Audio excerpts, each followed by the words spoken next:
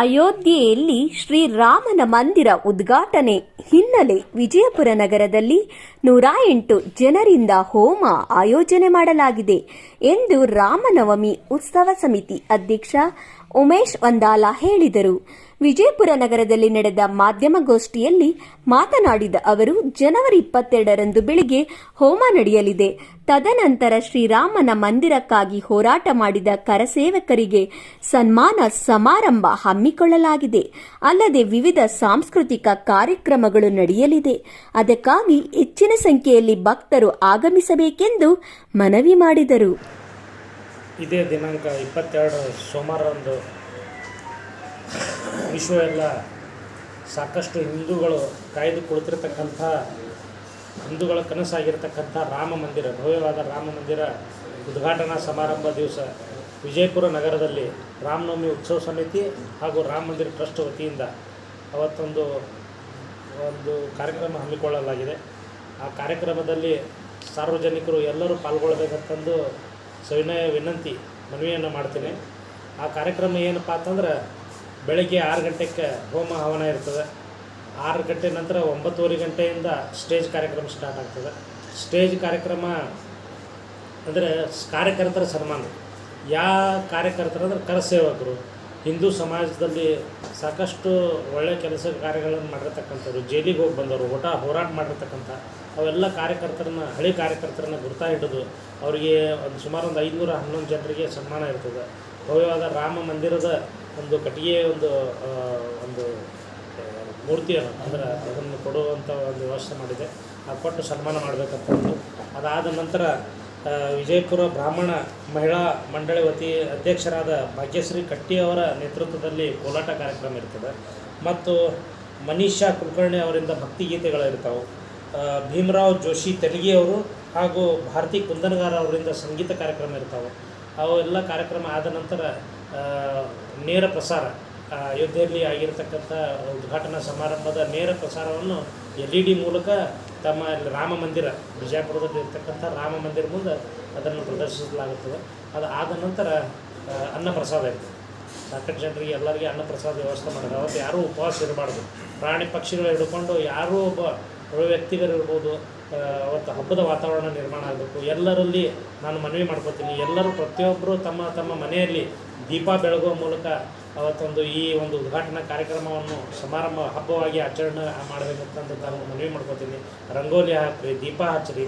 ನಿಮ್ಮ ಓಣಿಯಲ್ಲಿರ್ತಕ್ಕಂಥ ಸಣ್ಣ ಸಣ್ಣ ದೇವಸ್ಥಾನಗಳು ಕೂಡ ತಾವು ದೀಪ ಹಚ್ಚುವ ಕಾರ್ಯಕ್ರಮ ಮಾಡಬೇಕು. ದುರ್ಗಾವತಿ ಅಮ್ಮನ ಗುಡಿ ಇತ್ತಂದ್ರೂ ಕೂಡ ಆ ದೇವಸ್ಥಾನವನ್ನು ಸ್ವಚ್ಛವಾಗಿ ತೊಳೆದು ಅವತ್ತೊಂದು ದಿವಸ ದೀಪ ಹಚ್ಚುವ ಕಾರ್ಯಕ್ರಮ, ರಂಗೋಲಿ ಹಚ್ಚುವ ಕಾರ್ಯಕ್ರಮ ಮುಖಾಂತರ ನಾವು ಈ ಆಚರಣೆ ಮಾಡಬೇಕಂತಂದು ತಮ್ಮೆಲ್ಲರಲ್ಲಿ ಸವಿನಯ ಪ್ರಾರ್ಥನೆ ಇದೆ.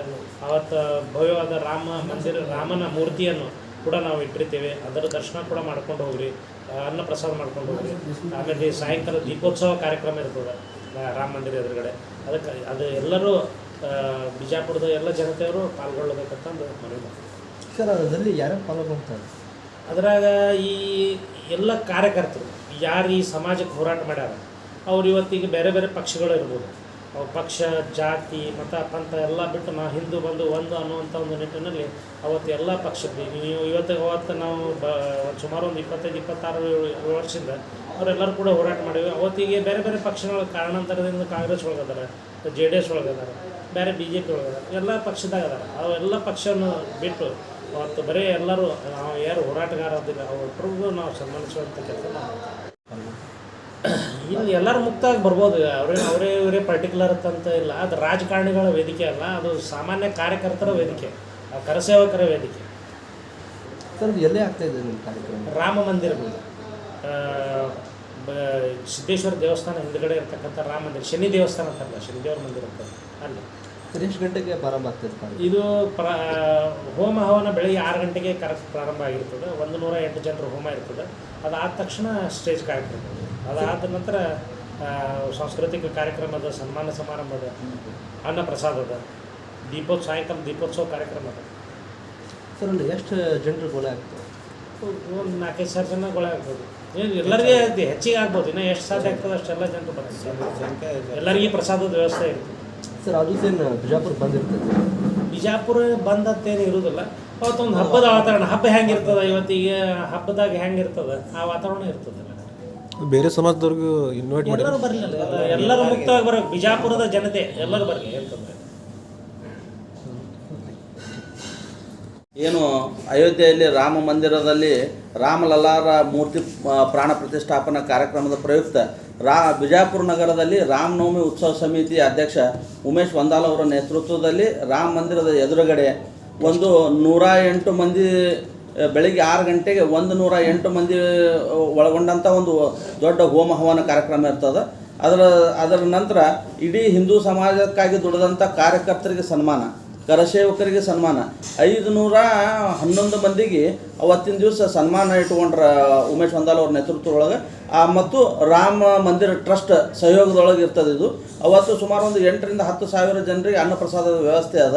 ಆಮೇಲೆ ಆ ಬಂದಂಥ ಕರಸೇವಕರಿಗೆ ಏನು ಸನ್ಮಾನಗೊಳ್ತಾರೆ ಆ ಎಲ್ಲ ಕರಸೇವಕರಿಗೂ ಕೂಡ ರಾಮ ಮಂದಿರದ ಪ್ರತಿರೂಪವಾದಂಥ ಒಂದು ಮಂದಿರವನ್ನು ಅವತ್ತು ಕಾಣಿಕೆಯಾಗಿ ಕೊಡುವಂಥ ಒಂದು ಕಾರ್ಯಕ್ರಮ ಅದ.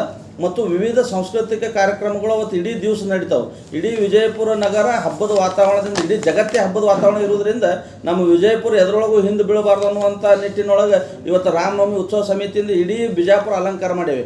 ನಮ್ಮ ಎಲ್ಲ ಕಾರ್ಯಕರ್ತರು ಪ್ರತಿಯೊಂದು ಮಹಾತ್ಮರ ಏನು ಸರ್ಕಲ್ಗಳದಾವೆ ಎಲ್ಲ ಸರ್ಕಲ್ಗಳಿಗೆ ಒಂದು ಕೇಸರಿಮಯ ಮಾಡುವುದರ ಮುಖಾಂತರ ಈ ರಾಮ ಜನ್ಮಭೂಮಿಯಲ್ಲಿ ಕೂಡ ಈ ವಿಜಯಪುರ ನಗರದ ಎಲ್ಲ ಜನರು ಅದರೊಳಗೆ ಕೂಡ್ಕೊಂಡು ಇವತ್ತು ಅದನ್ನು ಯಶಸ್ವಿಗೊಳಿಸ್ತೀವಿ ಅನ್ನುವಂಥ ಮಾತನ್ನು ಈ ಸಂದರ್ಭದಲ್ಲಿ ಹೇಳ್ತೀನಿ.